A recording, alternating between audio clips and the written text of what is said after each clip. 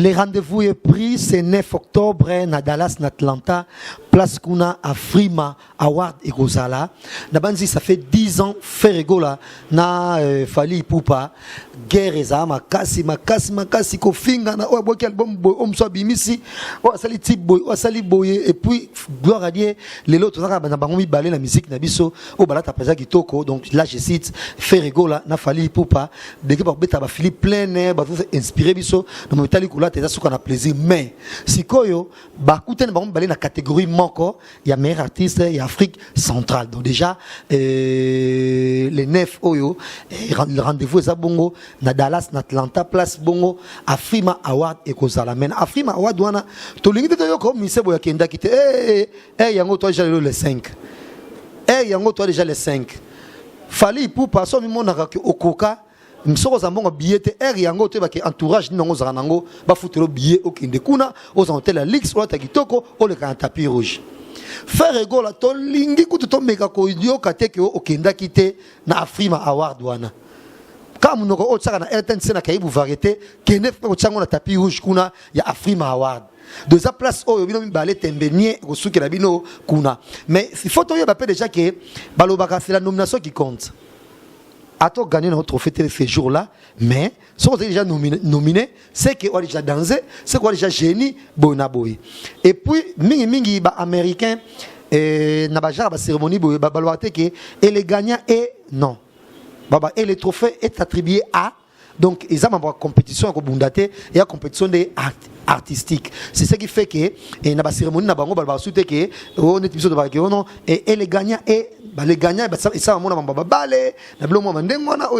discipline mais na art le trophée est attribué à voilà donc tolinga jour on a bien balé beau se retrouver kuna et toi tout les gens dans ngambo nani ya Fali Poupa faire gagner la merveille et l'évangéliste Trésor Mukuna ba nyoso o jino mukuna mettre toko bobungisi teni pona Fali Poupa nana ketchup madame obongisi teni pona monsieur obi na tapis rouge et c'est vous abino mi balé il y a des questions de sport comme tout na parce que minute oyo to lingite système na bino oyo koleka na télévision kofinga batu koloba déjà na Nigeria ba ministre nyoso baza nominé ezala o gagner te ba se retrouver kuna na Afrima Award wana do yangonde émission so tribunal émission lelo to débattre total la catégorie na moi déception tamsu zanga na catégorie songolo to pakala mais déjà to lingi koyoka te nanga mbo faire recherche de poule Edo Muzamba obongisi teni pour na faire recherche de poule. Est-ce que billet si de sombaki vous avez déjà réservation hôtel parce que tout le monde peut faire cher des poules na tapis on a leka en tout cas musicien oya ko zalate bon ouais personne pas nominé soit qui a été tout le moment normal et tout le moment normal moi d'immigrant moi normal mais fallait pas zalape car parce il y a ça bon pamba monument sur le na nominé wana ba kolo bazam mingité na Afrima Award wana donc c'est l'un des rares motos à nominé parce que Koffi Olomide qui n'est pas nominé et puis la RDC Congo où ça fait mieux vraiment représenté na Afrima Award wana en tout cas to lingite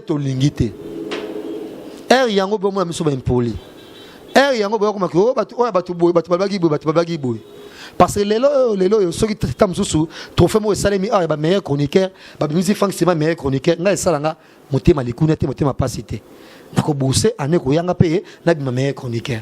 Si on a gagné après 10 ans, après 20 ans, on a un titre honorifique, on a ça quand même, ça bien, c'est ensemble la carrière en ligne, on a un trophée. Mais déjà, to lingi to mona, ba mission somi balé on a fait rigola, na Fali Poupa, na tapi on a Afrima Award. Parce que toujours on a moi mukeka kana nous, faire rigola auto a pris dans la télévision à Cameroun wana, on a mango collection ministre culture et des arts. Et ça qui cérémonie monene. Oh mona c'est que nomination c'est la nomination qui compte et ils ont gagné mais micro degré au la kitoko parce que d'autres la muke teni pe Fali Poupa la taki jour ya sortie officielle de Tokos pantalon za kitoko oui na fait ça kitoko vraiment fourrir wana ils étaient bien mais chemise peut-être achaki na c'est ils mal assorti na modèle teni ndenge fala bimela jour wana c'était trop quand même en tout cas extravagance modèle wana et c'est pas qu'il trop mais on croise les doigts faire égola na ba Philippe plein na olata kitoko wana yondo ko briller sur ma casse na tapis rouge wana yango to lobby déjà si c'est un plateau fan c'était mai boni bien de Jasmin Kavolo Panzu merci encore une fois de plus pour l'opportunité. Tribunal est manqué à trop. Merci. Merci également à Vincent Chilouzi. Lui, c'est vraiment un frère. Donc, trio, oui, ça l'a bien. Et puis, je me sens très à l'aise parce que choc d'idées, ça l'a vraiment makasi. Et cette émission, je la dédie au président Denis Ngambani, on a déjà Bissona Kisasa Awa, et c'est ce soir déjà, à Okoma, donc, si émission côte c'est à la non, déjà parti à Kisasa, et de même, na madame Nae, grande dame République Julie Kitima, et na dédié émission na Bango, yo, passage na tribunal, le haut, ils a chaud. Parce que le tribunal, il faut que là, s'il faut fallait aïe nabiso, si c'est fait aïe nabiso, parce que sous ce d'abord balé bazala na afrima awardouana. Et bosso passage de dire déjà il est clair que c'est notre sponsor président Denis Ngambani. On essaie de le dire parce que tout le bangoté pour azana bon belé, mais c'est parce que azarana biso. Na niveau na ina âge na comme ça biso, ba mi na comme ça ba parce que tout ça club na biso na président Denis, donc c'est la raison pour laquelle tout le temps au dédiakaye ba auto salaka pour y considérer ngo monsieur peut ça bien considérer mustal to salaka oyo afinga kaka te ma considérer tout côté na club na biso quoi. Et également derrière un grand homme obligatoirement il faudrait qu'il y ait une grande dame. Je pense également à la dame de cœur Julie Kintima Feza, merci beaucoup, et tous les enfants également, pourquoi pas la très spéciale du président. Tchéveri Mouzang. Bossan David Loutette. Gaucho, pour hier à Yabisakin. Donc, il y a 5 minutes à commis.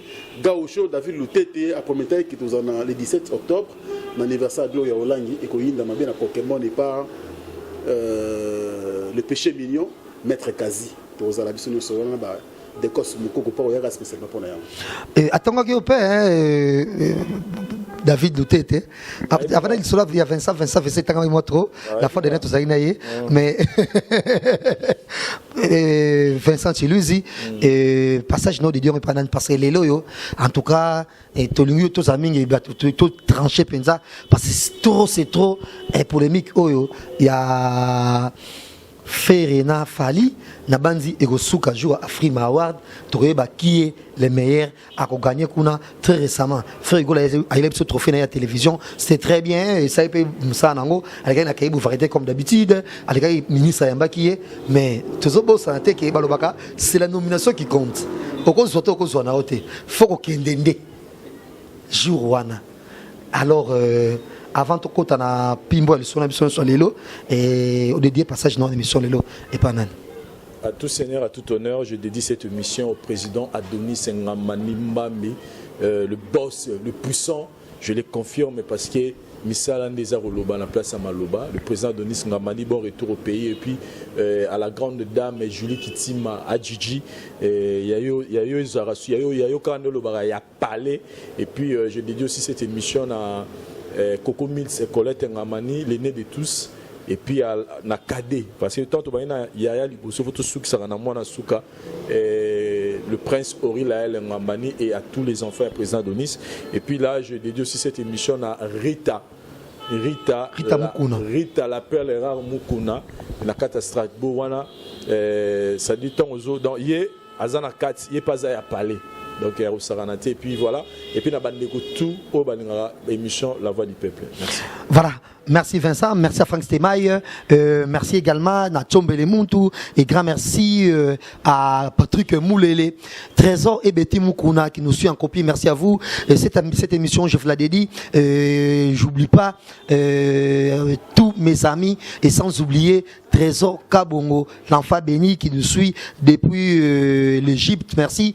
Bienvenue à tous et merci de nous rejoindre dans cette émission Tribunal, comme je l'ai annoncé au début de cette émission, Tribunal Abso Lelo, toqué beaucoup plus dans mon Talibongo, les dénominations, il y a Fali Poupa, na Ferré et Chair de Poule, na Afrima Award et kuna place bongo et ba kokuta na Atlanta na cérémonie kitoko wana esika bongo toza kozela mais souci na biso ezande ke to mona bango mibale baza na kati wana mutu akimate et cause la occasion Comment on change la manière belé que ba bengi boye que muta gagné trophée et Ferrego là fallait amati likolo accompagner frère naé congolais et puis beti maboko voilà ba seulement eloko moko boye sorte ya faire et o muta gagné trophée et puis voilà ba kitna bango et ça RDC Congo ndé muta gagné parce que c'est ça qui va se passer mingi na ba nigérien tant ba se retrouver kuna parce que entre nous soit dit P-Square Flavour Wizkid Davido tout le monde ba kozala kuna. Alors yo fali ozanga pona nini to yo fere ozanga pona nini ezabitu ma place sur la place pe oza mais o tchaki place nini yango onga na che pi de Givenchy o tchaki place nini yango onga che o boina boya Estée Lauder o boina boya parce eza penza bitumba et puis toko back ça pe susu na twana to pe ko critiquer bat bolata mabe ndenge tout à l'heure to critiquer pe et so vito so on a mon moquette ko kine bon na conférence de presse et ya fali ipupa ndenga lataki chemise de to monique alinga chemise de moi mingi parce que tu vite so ça na mo ebele et en tout cas na ba cérémonie c'est trop dit mais moi ma place moi ebele amemi moi moke ko zonga la chemise ngo c'est sûr ana ba copine ngo ebele voilà et avant toute chose avant tout ma tanga ba nominé est-ce que je sais pas par rapport à Koutema Fali Vincent ou Franck sur maximum le mot les colons parce que chemise on a été dans conférence de presse c'est vrai Isakitoko mais en tout cas la photo différente c'est Instagram tout le monde a la même chemise on ne sait pas ce qu'ils ont mis et puis Tenina joue à concert il y a sortie spéciale il y a Toko c'était en tout cas veste bien pantalon bien mukassin kitoko mais chemise à tchaki ça allait être mieux sur la taille en pantalon pamba. Bon, merci Jazz. Moi je pense que Nathalie qui prend attention sur la Koutrémate, mais tant que analyste culturel, mais mon avis quand même, bon, il y a mon esprit, comme un peu que accent sur les habités. Moi je pense que c'est ça. Comme plus que tu as esprit dans l'art. Au moins, un exemple rapidement, il y a le Kwakanza. On est vite fait t-shirt Franck Tigo Bablo non ba on me ça on ndé moi na ba Jean Goubal mais fallait quand même mais mutu muso se transformer to be fallait mutu ba look locks hein to ba ki mutu ba boucle d'oreille so on na fallait boya ngala ba chaîne ba kingo ba nini aujourd'hui je comprends une chose micro par même to ba couronne voilà non nazoya tira ça idée moi je pense que aujourd'hui selon moi artiste comme plus que tu as accent Namrambo ba star min bala nango ça veut dire quoi accent ne sotali fali akola ta nengi yo logo lo bawana mais ke bana montre Lolonzo wana ndia sala ba jeté au mona ana chanter ne moi la taper boyer il a vraiment il y a talomini aux mona donc moi je pense que c'est l'esprit il y a ba grand artiste il y a monde on sait pas fonctionner bon ndengwana vite fait même ma Nigeria to lo barawana to lo bara au mona plus en tout cas bazara penza bilata la tate bazana bon simple mon kilote les papa mais comme écaté moi je pense que oui mais c'est l'esprit quinois l'esprit quinois tout le monde on fallait à comme ko bebisa un esprit il y a grandeur sur le plan artistique on a un esprit à Bastar moi je pense que ça lui va parce que na luka comme dans le lelo on a soum tabisala salate et puis voilà. Merci Franck Stemay. Comprenez que Franck Stemay a auto-retiré vidéo sur YouTube et toujours pour critiquer Fali de mon bandal. Des gars basomelier nako banga pour mon bandal et puis a foutu la sous na bandal a bangi na yasi non s'il te plaît. Toi déjà Nico il faut ça dit ça tu bibo na ko tika télé. Bon vidéo 18 000 vues à taille mon faut tika ngala. Tika kaka. C'est tout ça bateau. Jazz tout ça intellectuel aussi dit tout ça boyer mon temps que tout le baboyer des fois ça peut arriver je crois Maramou le cas qui a le roi de la forêt je pense il y a une consoeur binaise à Zonga Salaka ayaki ko éclaircir opinion par rapport à propos na il faut éclaircir ngai na ko éclaircir parce que nazaki na ko revenir sur malobana deux fois et bimaki le là, il crée une compréhension, j'enlève. Et non, ce n'est pas menacé, mais les gens m'ont fait comprendre. Dans ça l'analyse, quoi ça nazo rimé bien. ba menacer ngate pour la menace il ça peut bien pour un journaliste. Justement, la compréhension. Moi, tweet là. On le bat qui nous bien. Tala awa. Moro pour ça est bien. J'ai enlevé la vidéo et puis nazanga moko patron et loro nana tina retourna mutute et puis ngamo funa zongo na rétali sur vidéo na rétali na wité on a grand frère à parler qui starte qui fallait qui funk c'était maïté mais grand frère à parler na petit frère il a parlé tandis que non bon quelque part il déranger fallait te le déranger bateau banturanga en même temps ba koto rafali poupa ba grand frère na ko ba décosse mokoko na pese mbote mbala moko ba vina ngalo ko ba ya Roger Kinkani ba NL nati le collé Chilungu ba tout ba tali encore yona nati le collé Mikolo mais c'est tout à fait normal on va prendre ça utiliser mais ba que chose qui fait recherche de poule bongo tirera vidéo nous na wana mais de quoi ça fali aux yeux longoli Vincent Chiluse. Non, personnellement, mon ngapena na rolo banaza bena contre Mikolo accoutrement fali et donc c'est pour le sanga souté. En tout cas, je dois dire la vérité. C'est pour et là il a fallu Mikolo et c'est pour sanga parce que Jazz Kavolo babiso va fallu ba kitsa so mbatina ser on doit se le dire pena va sera droit chemin pena don ya pena don so mbati et kiti c'était au beti borsalino to na jaquette à cuir toujours aux abienté zo mo na normete babiso va fallu ba laisser so ba muniere ba seria ba tante tout ça on sentir que au robi pour lata au zolo mo la fala la teneni na bi fallait au même ko teki sabilama na Kinshasa.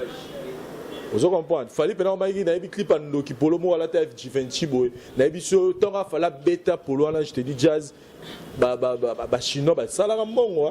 Ça dit fallait nous accompagner au pesa sur ligne de vêtements que non migolo toke boy. Azam artiste Michel Bosota salango. Na retourne à bakolo ba ça so bi papa ou papa comment la période na papa ba qui sera pesili na vêtements mo la tout baké bongo. Et je me souviens même le roi de la forêt, le roi de la forêt a négligé yango. Le roi de la forêt ba solo la bien biso tout hein to beta ba jean to gumba ba jean bani ba papa chéri pe ba yara pe na bana mindele ba blo vous comprendre. Ça dit un artiste musicien a tekara musique.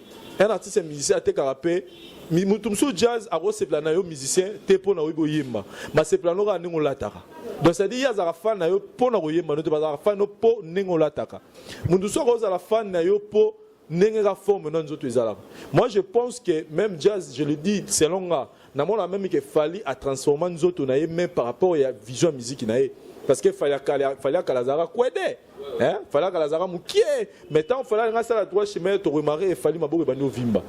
Moi pena fallait petit ezala ba musu jazz je te dis que Azara assez peu la fali car pour na forme nzoto na a qui parler musique a fali ta qui parler ko la ta fait mais forme nzoto l'artiste musicien te car musique accoutrement na forme na nzoto ça dit musicien rosa a tel roi mutu ça fait dans na ngene morobo tu vois et ba tu ba mesana ki na fali bongo fali soit mis album te bi que fali a la biso accoutrement fali la biso ba mélodie bien fali la biso tam sous forme na nzoto ya ba ya musu le jazz biso kelelo ba me mama pinde pour na fali ça dit ataliga forme fali nzoto abia ya koto place autoré arabe on appelle l'homme la toya pas souci les gars dans la corpulence a fali pour pas tu vois donc mon gars on la fali c'est vrai assez atteindre ba niveau moro boy il y a likolo makasi mais abo sanate que fali pour pas et le resala fali pour pas ça la fali et ça musique naé accoutrement na physique naé donc côté accoutrement pour nga fallait au négligent il fallait au là trop simple donc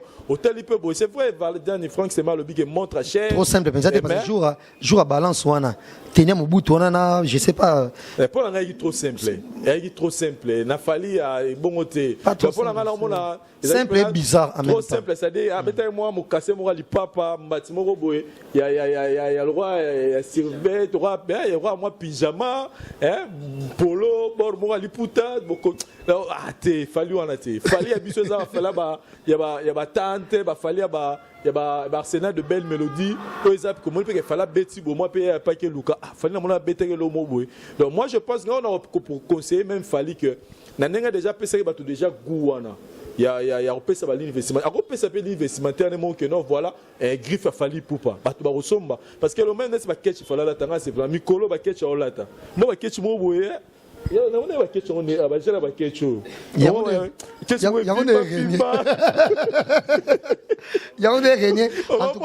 Non, voilà, voilà, comme trop simple. Mais en revanche, faire qu'ils s'en sortent vraiment bien. Ouais, en tout cas, faire rigole, en tout cas. Pour faire atika na ligne wala ou lata kitoko ba flip plein ba bloc wana donc après là pour ça fallait à imiter frère en effet na nengo wana ou lata pena nengo zala pena tout ça bani parce que a oteka musique na c'est bon na Kenya to ba ba Kenya ba imbi service mais ba Kenya pe na ba Congo ba besoin apé ça ba to ba ligne investimentaire nenga misana opé ça sur ba droit chemin na ba Barcelone de belle mélodie donc on a le barrage voilà et allez-y comprendre qu'on en a marre il y a on a ba concert Falina Sengé na couper moko boyer le gars moi garçon ma outne kaka na simama ya bumbu on a pas billet ko yembela batu les ba foutre même bon pour moi na Lix non na ngo salarié ça ba tout souka na plaisir arrête de t'habiller comme Sacha Baron Cohen na ba film le gars Borat tout et tout le gars le dictateur de moko on s'est déguisé à Mohamed Kadhafi donc vraiment c'est pas du tout intelligent on va dire au ça plaisir aux ongles biso na fallait auto baki mais rapidement toko tala bongo ba nominé na catégorie ya meilleur artiste il y a Afrique centrale et je cite Fally Ipupa RDC Congo, Hiro RDC Congo, Ferregola RDC Congo et C4 Pedro Angola, Stanley Enor Cameroun, Anselmo Ralph Angola, Maître Gims Congo, Weranson Congo, Mister Léo Cameroun. Nabasi Sikoyo, Laurette Laperle Congo, Betty Akina Guinée équatoriale Guinée, Sissi Mananga Congo, Eri Angola, Renis Cameroun, et Ariel Ti Gabon, Mani Bella Cameroun, Soki Angola et puis Daphné Cameroun. Donc tout ça na catégorie wana et parce que catégorie ils ont les seules catégories eux unir Ferrego lana Fally Ipupa. To loba boy na pona Ferrego lana Fally Ipupa. Ça tali bien Cristiano Ronaldo na Messi, ça fait 10 ans polémique de mon côté mokil mobimba même na kisasa awa et moi mukiepe mamba polémique avec Cristiano Ronaldo na Messi et ça les sipe bato banganda na kisasa kama masologa masologa bale musique ils ont un moment mukesima et puis mundo son nganda na il faut acheter écran géant il faut ça na ba connexion wana otala ba match wana ba Cristiano Ronaldo na ba nani wana et puis na ba Ronaldo et na ba Messi et puis toujours na kin ba j'aimerais bimi ya ba ko parier bona bodo so match boy au gagner là bato ba gagner ba $500 ba jango ka bongo le kwa ko sakana mais so tali polémique elle est des joueurs wana ça fait 10 ans polémique on est que tilelo bato kwa nga muto Messi nga muto Cristiano Ronaldo mais bon bali ba wela kaka ballon d'or o azana ngota msu 5 o azana ngota msu 4 et puis jour o ba pesa ballon d'or wana tellement ba ngona so za pe nominé na catégorie wana muto bien to so rezo mais ba kenda ka ba mi balé pour succès kaka tembe loyalement o a gagné c'est bon, o a gagné peut-être c'est bon mais quand on est au loba c'est la nomination qui compte. Frank Stemai, les Nefs na Dallas, Ferregola na Fally Ipupa, nominé na catégorie moko, meilleur artiste d'Afrique centrale. Or, eza la ba Sénégalais nyo so ba nominé, eza ba Camerounais so ba nominé ba se retrouver kuna parce qu'il y a rendez-vous banka. Ba tout en longueur Afrique ba ozala kuna. Ba Maître Gims on to ba ozala kuna. Olobani pona évidemment qui toque au mondial organisé bien sûr par des Américains mais eux ils ont récompensé. Moi je pense que c'est le moment de redonner une autre image à la musique congolaise et puis tozongisa ma solo musique na minoko ya ba kino ba congolais en général. Je m'explique. Au bête solo Messi na Cristiano awa c'est très bien, ça fait 10 ans aujourd'hui que des jeunes ils arrêtent à mususu oyo bata Barça oyo et puis tout le monde a suivi match ça au moment pour ezati mo banganda awa banganda sala ka mbongo ya kosakana te. Je voulais dire quoi lelo oyo bazo critiquer ba journaliste ou bazo lobela ba musicien qui baza plus kaka na ba polémique inutile. Moi je pense que la meilleure polémique ils a oyo kozana Afrique Award. C'est-à-dire quoi? Bah tu vas polémiquer sur l'accoutrement de tout un chacun. Bah tu vas polémiquer comme nani a gagné sa photo belle. Bah tu vas polémiquer nani a gagné et puis réaction à mon a gagné te kozala nini. Moi je pense qu'il est solo ko bête mais c'est comme na Kinshasa pour même qui ne le va jamais comment connecter hein, bah comment brancher si on peut le dire ainsi. Ça veut dire qu'il va devoir lander la peine Afrique Award douana. Et puis non les alatés Fally faire ça fait 10 ans aujourd'hui que moi rivalité wana babunda nango il y a leadership. C'est le moment bangomi balé siko ba bon na Zuijo. Faire de son côté, le bon na Zui. Fallait pas le bon. Dans ce tapis rouge, des tapis rouges. Non, on a une photo na, on a une photo na et puis deuxièmement, dans l'esprit on est régné. Ce qui va occasion où il sera encore plus difficile, tu peux te m'asseoir dans une balai.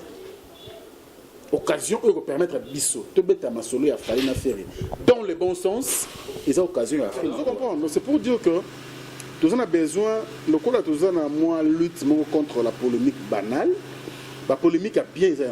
C'est tout à fait normal. C'est très naturel du monde que tu as polémiqué sur le bon. Ah, on a fait ma voix, faire la tendance. Ah, t'as bien. D'ailleurs, ils ont fait ça même, nous sommes mis ça là. Contrairement à la début, ah, que non, dress code, bien, ligne vestimentaire, mon bouillé, à faire. La chaîne, on l'a tangopé. Pour faire ma voix, il faut se conseiller, disait, le gros, ça va en côté.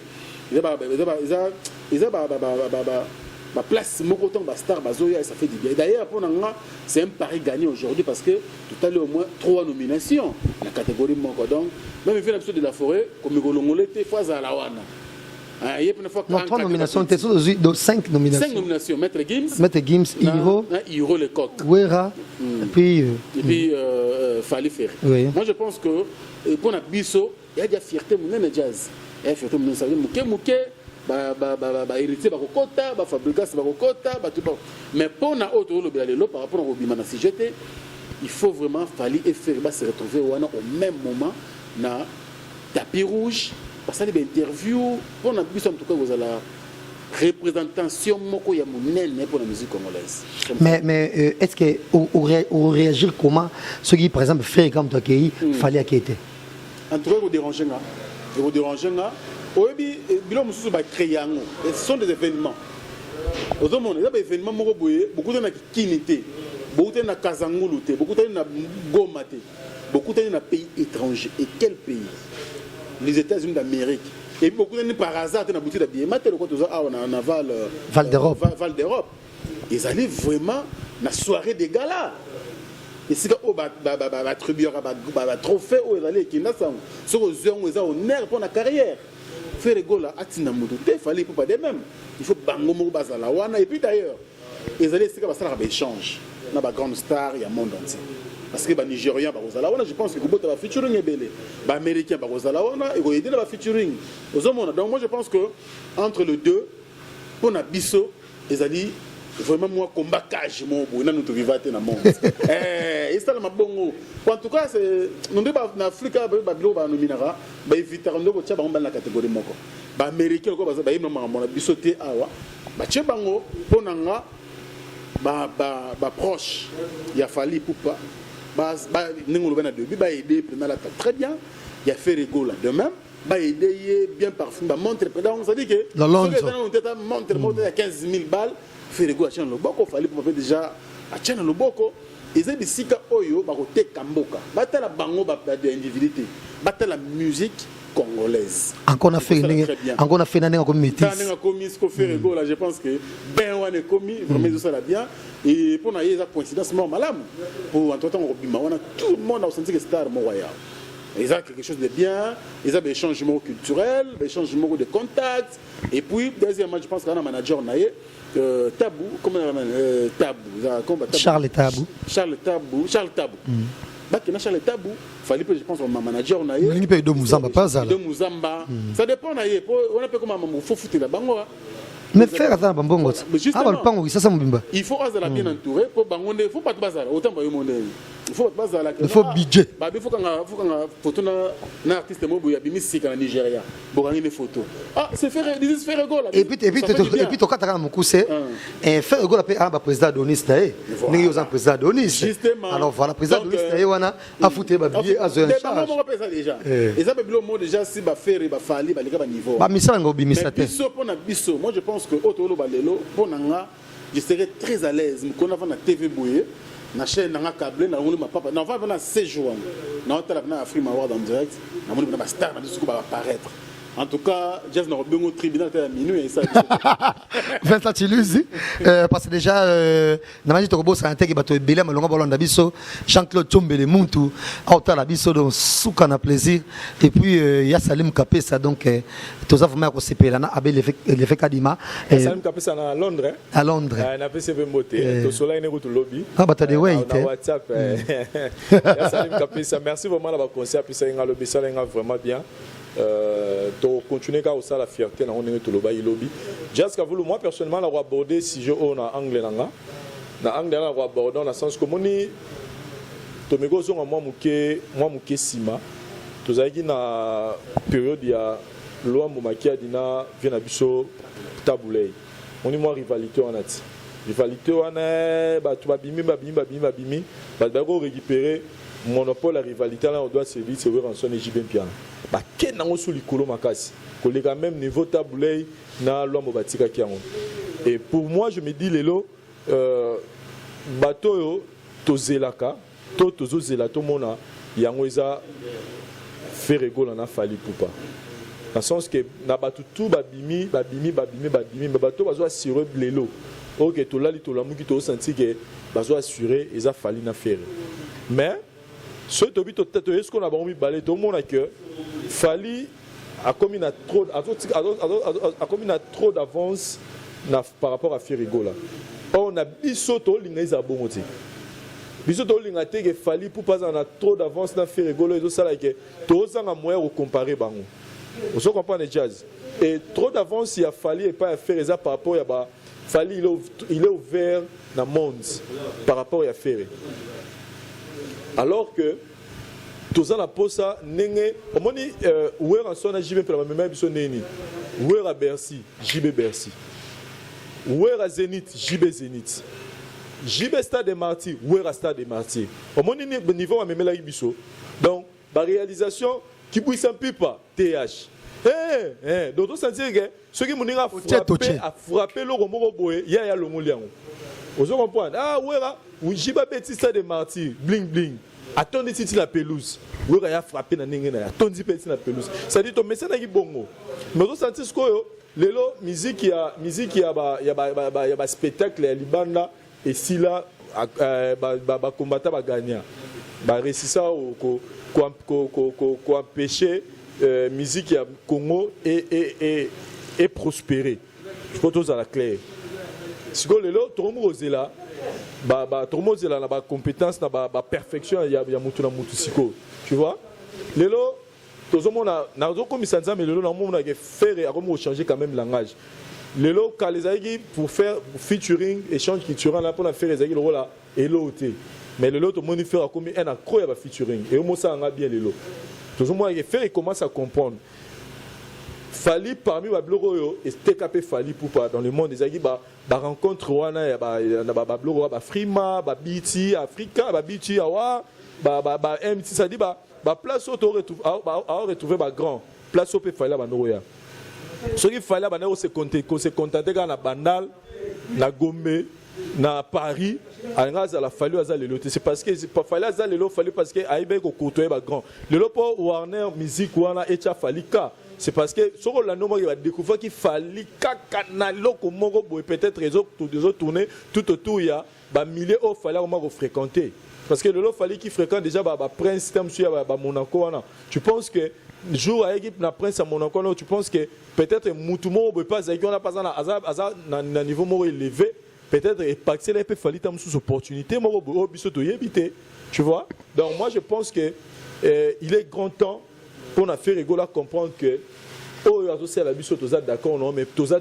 non toza contenté na offrir à ça la faire doit encore aller très haut tu vois donc trop d'avance au fallait pour pas pécier il faut à Luka à rattraper la retard au fallait parce que quand la featuring pas dans l'autre mais tout le monde a featuring donc mais comment tu vas dire non et bang ça y a tu que na frima wa non va dire na bang ça fait rigoler tu vas dire na la ça que faire ne to mano mona wera na JB ozomona que wera n'avait pas beaucoup à dire à JB ni JB envers wera parce que ba osala ba combat na ba compétence moko mais pour ça il leur fallu pour par exemple qui signe avec Warner Music mais faire continuer à reproduire l'album yemoko au senti une différence au moins Warner Music on a budget il y a budget na moi né et les même goût de RDC Warner Music a grande mesure ba production même ba film minene au senti niveau ce que sotali otali faire koto a on produit no album yemoko ça on a système à Kinshasa ça que musicien faut lire faut yemba mutu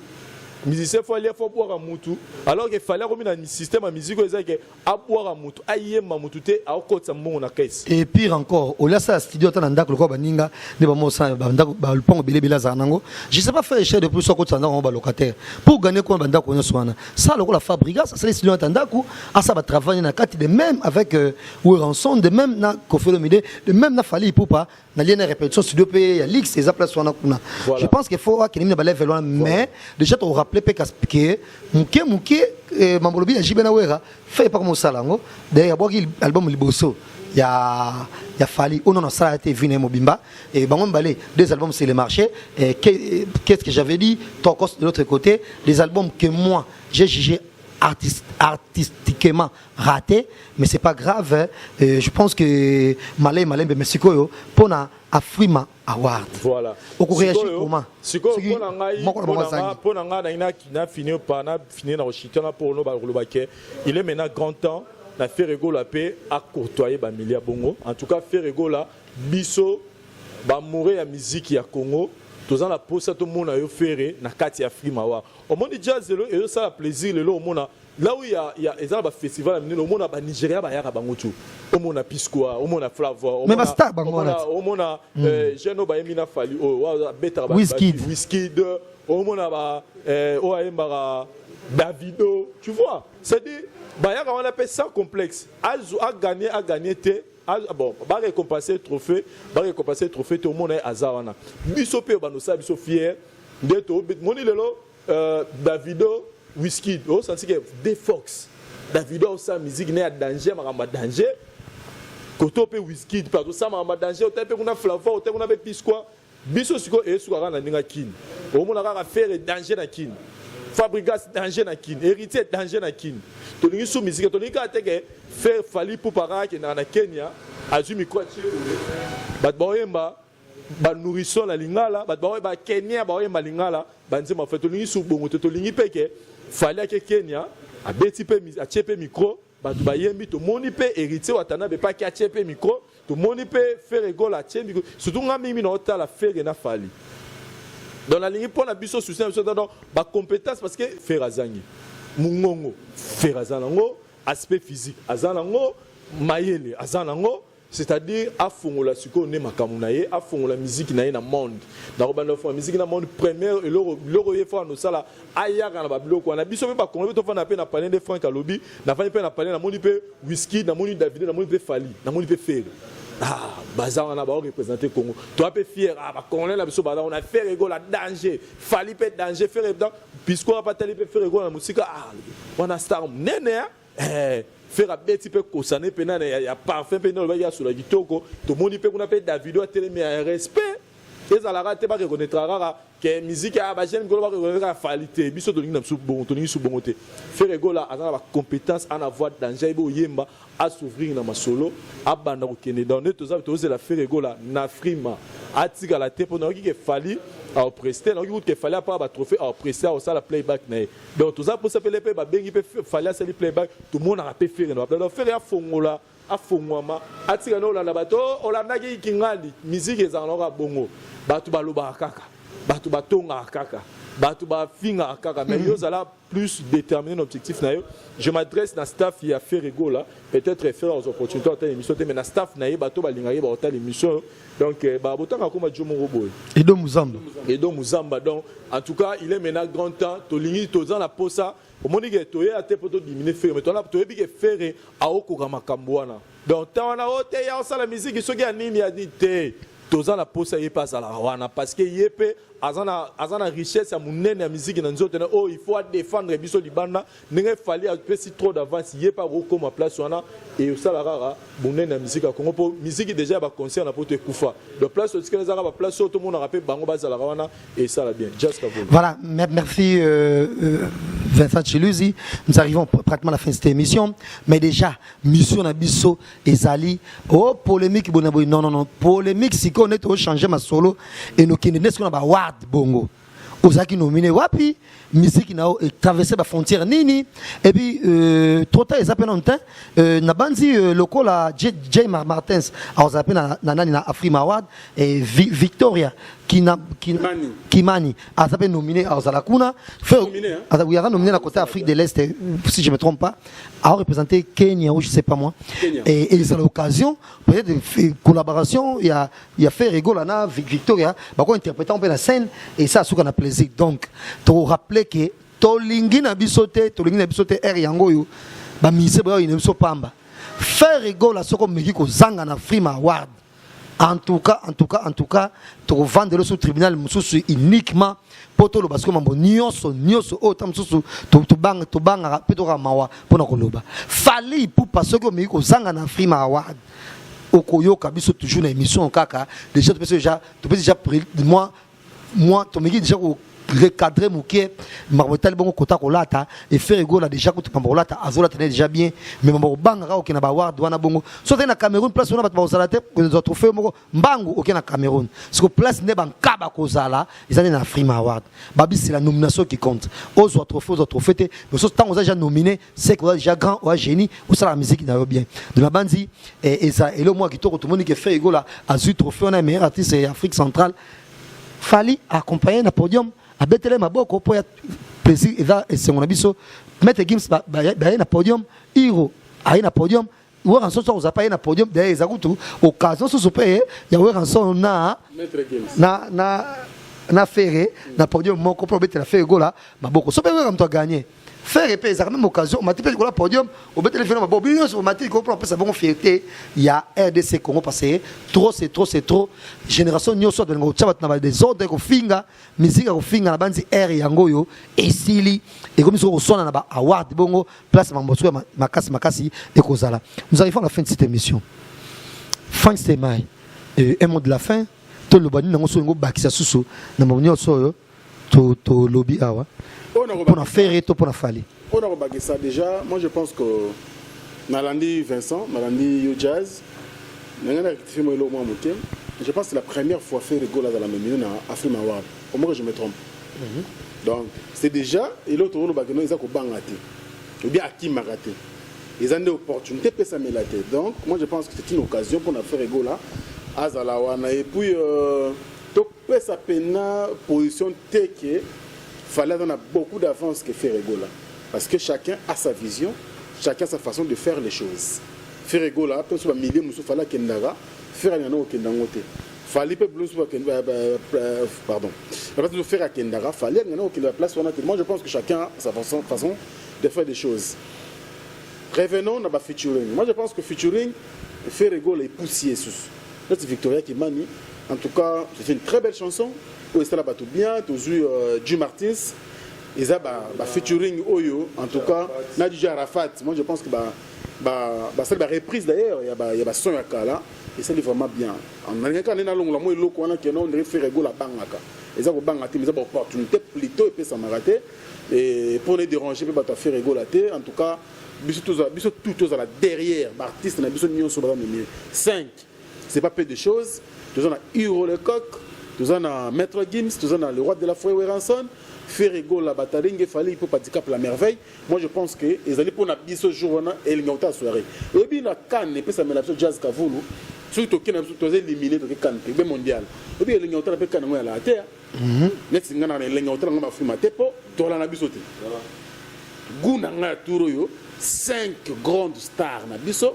basa na podium basa sur le tapis rouge ni non sanga goût na fa na tapis na ole ba popcorn na nga na ba jus na hôtel ba star na biso e rolegambeni et surtout qu'il fallait represter et puis esprit wana oh ba reprocher na ba chroniqueur soit des autres côté polémique ba ngo ba aider biso ba bango jour ceux qui moninga zu bino 4 botikal bo matina podium bo yambiye ozomona ba accompagner ngalo ba mona e drapeau ya RDC est flotté likolo en tout cas on va aider biso batela ceux qui rien ba journaliste ba créer polémique te da bango moko on jazz parce qu'on est beaucoup accusé na marambo occasion yango le 9 tout public nous à travers le monde témoin.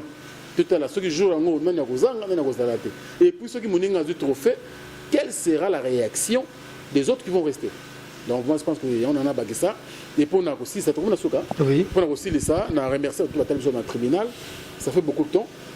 Dans les cas de manque, sérieusement, je crois qu'on a convalescent, on a même malade, on a secours, mais les tribunal, en tout cas, on a excusé. Merci aussi à tout à travers le monde, Alain Dinamo, l'homme surprise agréable, comme ça riche dans Mokassa. C'est-à-dire que merci beaucoup pour la sort. Et puis merci beaucoup également. Merci beaucoup.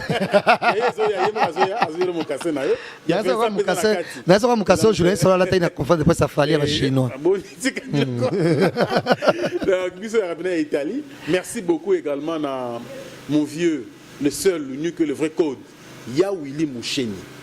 Donc bientôt à Kinshasa, après ces informations, Yawili Moucheni. Bientôt à Kin, parce qu'il y a eu mon temps de Banda. Et puis, on a pensé, on a goûté mascotte, le boss idéal. Sans oublier mon grand frère Alexis Castleton. Merci pour votre soutien. Merci, la première dame de Lausanne, m'avait Gobedisha, grand prêtre. Mes parents ont dirigé un enfant pas comme les autres. Et puis, sans oublier Claude Loukeba Koueno, mais ce jugement par défaut. Mon ami Blanchard Kabanga, Kabangologie, meilleur citoyen, bien sûr, à Ville à Lyon. Et puis, tout le monde à travers le monde. Alain Dinamo, Yomoroye, et puis mon vieux Jojo Ngonda, la terre avantageuse. Et pour finir, le président Denis Ngambani Mbambi, et la grande dame Julie Kintima, merci beaucoup. Colette Ngambani, merci également à Prince Laël, Prince Laël, Auril Ngambani, donc voilà, il s'allait bien. Et puis, moi, Janine Kazo, moi, ça s'appelle Ange Terrestre. Merci beaucoup pour tout. Kabongo Kassongo, l'enfant béni depuis Égypte, clin d'œil également, mais toujours, et à mon tour, micro sur la soute, bois qui est tant à ce qu'on monte, Yosaka Bongo, et Doudou Baguen Baguen Masson.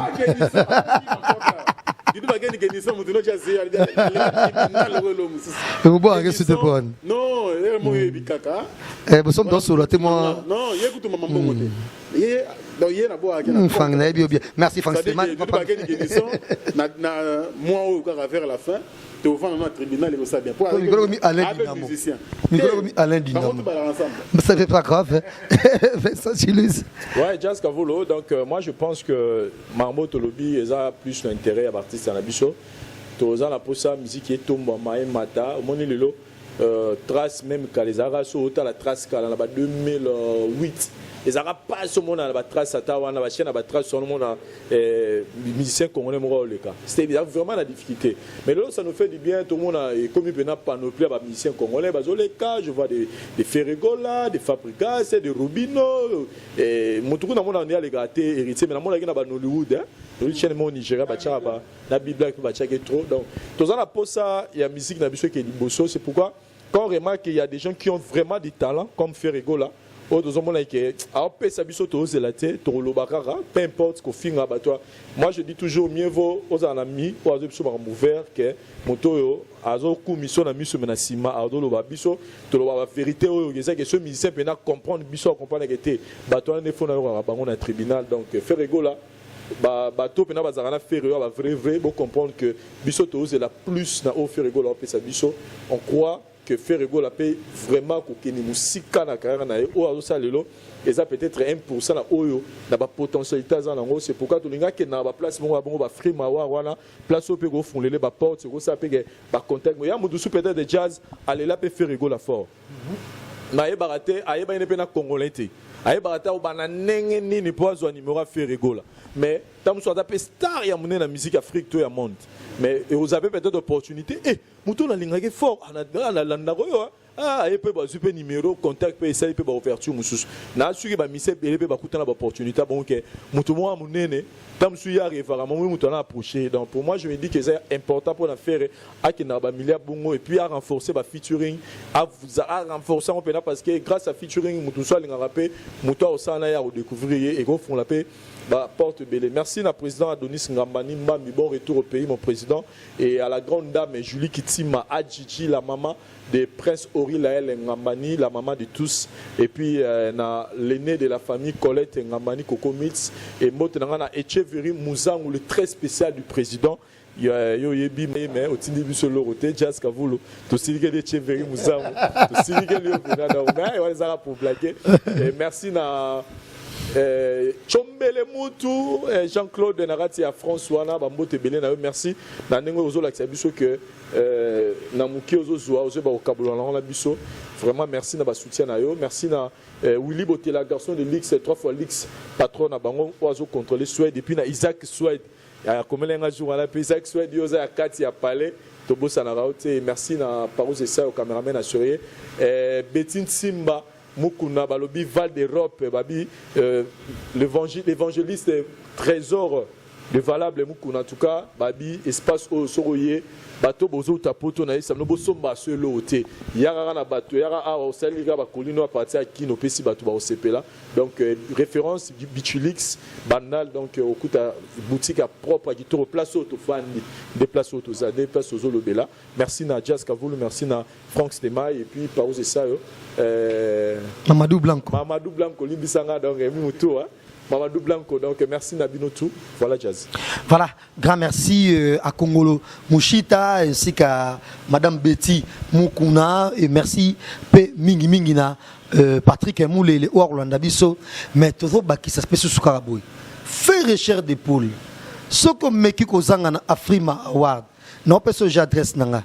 Ikene numéro 16 donc lukana utoke tuna batu baluka adresse na ke ja porter plainte pour makambo to ko sala on a tribunal so zangi na Afrima Award wana en tout cas eza mabe fali ipupa soko meki soko lata bilambo zo lata kana no lata na concert wana bongo no lata na concert pour se sortir à Tokos en tout cas peut-être ko ça aussi ko fashion police pour critiquer bimana mon croise de deux Jacques yo ko sala kuna parce que yo lunga bloga nengwana o se fait na tapi wana bona boye faire ego la paix nani komi bien na yo bongo nani komi comme tabimi na maki nani komi métis bongo en tout cas na tapi wana pe ego fulaka yo moko na mokili ko za ba fula otemi fula yo moko na mandi ça la biso suka na plaisir émission so lelo et ça ka keto boy na biso ke o mutu mo porte parole moko mise moko boy akeyem to finga ka te to lingi na biso te to ko swana kaka na Afrima Award to ko critiquer kaka mutu o ya ko kende Afrima Award te.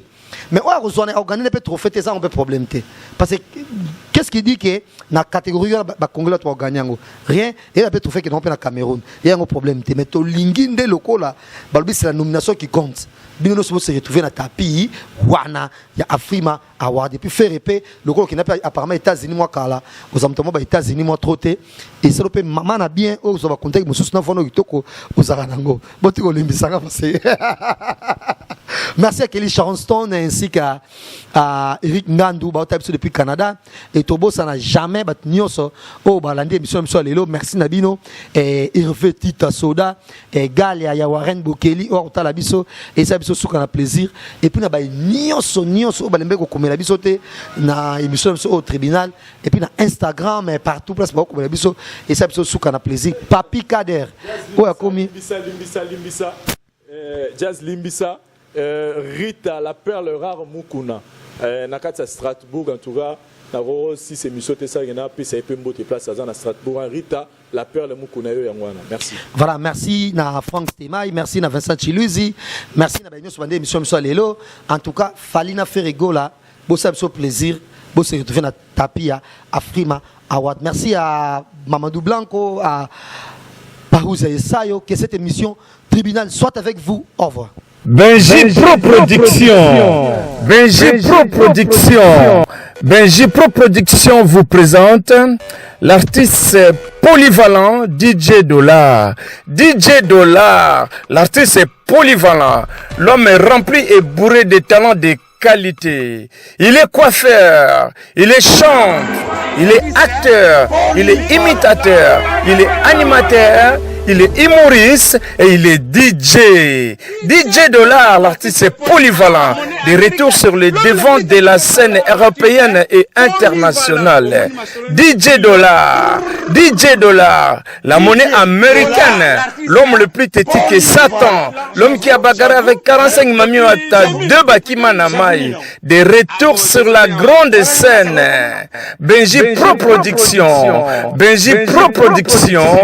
couvre tout tous vos événements visuels, culturels et festivals. Benji Pro Production. Benji Pro Production vous présente l'artiste du moment. L'homme qui fait bouger tout le monde. Les DJ qui fait ambiancer tout le monde. Pour toutes vos festivités, les mariages, baptêmes, anniversaires et autres. Contactez DJ Dollar, l'artiste est polyvalent. 0033 6 25 17 33 et 27. 0033 6 89 82 22 et 03. Benji Pro Production. Benji Pro Production. Abon attendere, sari.